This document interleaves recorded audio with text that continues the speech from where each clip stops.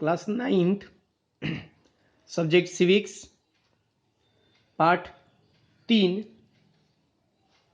संविधान निर्माण।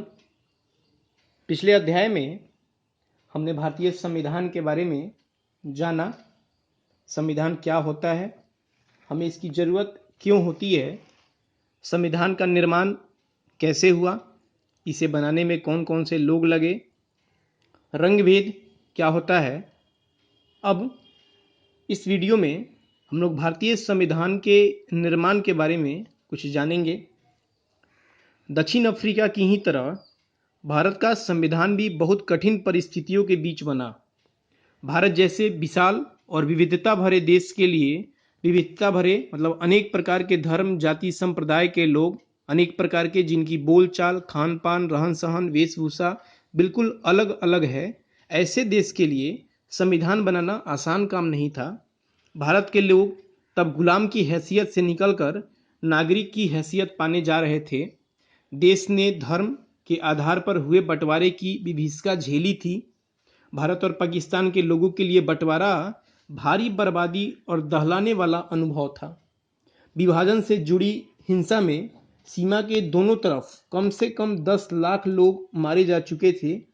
एक बड़ी समस्या और भी थी, अंग्रेजों ने देसी रियासतों के शासकों को यह आज़ादी दे दी कि वे भारत या पाकिस्तान जिसमें इच्छा हो अपनी रियासत का विलय कर लें। यानी उस जमाने में राजा महाराजाओं का राज चलता था, तो अंग्रेजों ने जाते जाते उनको यह छूट दे दी कि वो अपने राज्य को अपनी इच्छानुसार भारत या पाकिस्तान किसी एक मुल्क में मिला लें, जिसमें उनकी इच्छा हो वो उस मुल्क के साथ चले जाएं, अपना विलय जो है उस मुल्क के साथ कर लें।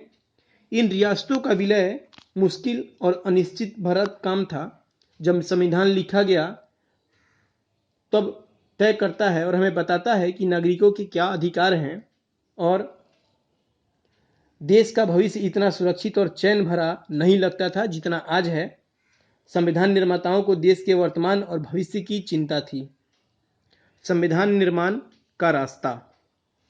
सारी मुश्किलों के बावजूद भारतीय संविधान निर्माताओं को एक बड़ा लाभ था। दक्षिण अफ्रीका में जिस तरह संविधान निर्माण के दौर में ही सारी बातों पर सहमति बनानी पड़ी, वैसी ही स्थिति उस समय नहीं थी। भारत में आज़ादी के लड़ाई के दौरान ही लोकतंत्र समेत अधिकांश बुनियादी बातों पर राष्ट्रीय सहमति बनाने का काम हो चुका था। हमारा राष्ट्रीय आंदोलन सिर्फ एक विदेशी सत्ता के खिलाफ संघर्ष भर नहीं था, यह न केवल अपने समाज को फिर से जगाने का वरन अपने समाज और राजनीति को बदलने और नए सिरे से गढ़ने का आंदोलन भी था। आज़ादी के बाद भारत को किस रास्ते पर चलना चाहिए, इसे लेकर आज़ादी के संघर्ष के दौरान भी तीखे मतभेद थे। आज़ादी के बाद भारत के स्वरूप को लेकर वर्षों पहले से चले चिंतन और बहसों ने भी काफ़ी लाभ पहुंचाया। हमारे नेताओं में इतना आत्मविश्वास आ गया था कि उन्हें बाहर के विचार और अनुभव को अपने ज़रूरत के अनुसार अपनाने में कोई हिचक नहीं थी। हमारे अनेक नेता फ्रांसीसी क्रांति के आदर्शों, ब्रिटेन के संसदीय लोकतंत्र के कामकाज और अमेरिका के अधिकारों की सूची से काफ़ी प्रभावित थे। संविधान सभा।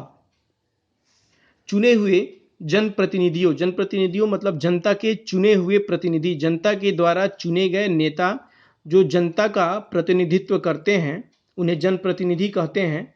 चुने हुए जनप्रतिनिधियों की जो सभा संविधान नामक विशाल दस्तावेज को लिखने का काम करती है उसे संविधान सभा कहते हैं। संविधान सभा के लिए जुलाई 1946 में चुनाव हुए थे। संविधान सभा की पहली बैठक दिसंबर 1946 को हुई थी। इसके तत्काल बाद देश दो हिस्सों भारत और पाकिस्तान में बंट गया। संविधान सभा भी दो हिस्सों में बंट गई, भारत की संविधान सभा और पाकिस्तान की संविधान सभा, यानी दोनों देशों का अपना अलग अलग संविधान हो गया। भारतीय संविधान लिखने वाली सभा में 299 सदस्य थे।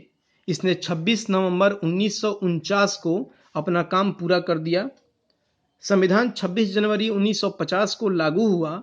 इसी दिन की याद में हम हर साल 26 जनवरी को गणतंत्र दिवस मनाते हैं। इस सभा द्वारा 50 साल से भी पहले बनाए संविधान को हम क्यों मानते हैं? हमने पहले ही एक कारण का जिक्र किया है। संविधान सिर्फ संविधान सभा के सदस्यों के विचारों को ही व्यक्त नहीं करता, वरन यह अपने समय की व्यापक सहमतियों को व्यक्त करता है। दुनिया के कई देशों में संविधान को फिर से लिखना पड़ा, क्योंकि संविधान में दर्ज बुनियादी बातों पर ही वहां के सभी सामाजिक समूहों और राजनीतिक दलों की सहमति नहीं थी। और अंततः जिस तरह संविधान सभा ने काम किया, वह संविधान को एक तरह से पवित्रता और वैधता देता है। संविधान सभा का काम काफी व्यवस्थित, खुला और सर्वसम्मति बनाने के प्रयास से, सर्वसम्मति मीन सबकी सहमति से बनाने के प्रयास पर आधारित था। सबसे पहले कुछ बुनियादी सिद्धांत तय किए गए और उन पर सबकी सहमति बनाई गई। फिर प्रारूप कमेटी के प्रमुख डॉक्टर बी.आर. अम्बेडकर ने चर्चा के लिए एक प्रारूप संविधान बनाया। संविधान के प्रारूप की प्रत्येक धारा पर कई दौर में चर्चाएं भी हुई और 2000 से ज़्यादा संशोधनों पर विचार भी हुआ। संशोधन मतलब परिवर्तन, कि यह देश के हित में है या नहीं है। धन्यवाद।